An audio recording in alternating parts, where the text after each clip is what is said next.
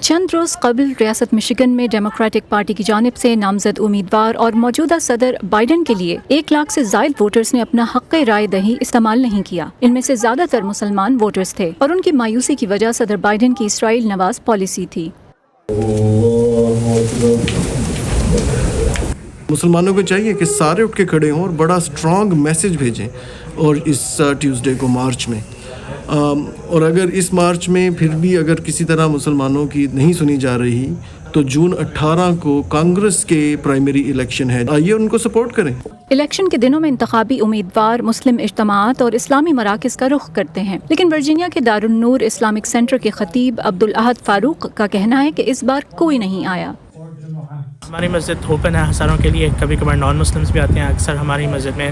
گزشتہ ہفتے نماز جمعہ کے اجتماعات میں نمازی امریکی سیاست پر بحث کرتے دکھائی دیے۔ جوہر اسلام بنگلہ دیشی نژاد امریکی ہیں۔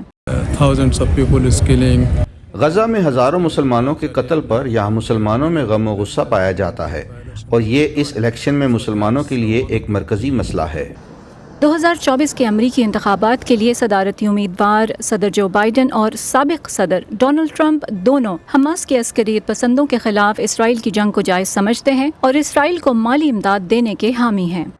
آپ 2 پارٹی سسٹم کی جگہ 3 پارٹی سسٹم لے کے آئیں اپنی۔ اگر ہمارا 4.5 ملین ووٹر ہے اس وقت مسلمانوں کا امریکہ میں، 4.5 ملین ووٹ آپ جا کے ایک کینڈیڈیٹ کو ڈالیں، سب متفق ہو کے کہ ہم نے ایک کینڈیڈیٹ کو ووٹ ڈالنا، ایک تھرڈ پارٹی فارم ہوگی۔ کافی لوگ جو کہ ڈیموکریٹس کو بھی پسند نہیں کرتے اور ریپبلکن کو پسند بھی نہیں کرتے وہ اس پارٹی میں آئیں گے، اس کا نام ہوگا ڈیموکریٹک سوشلسٹ پارٹی۔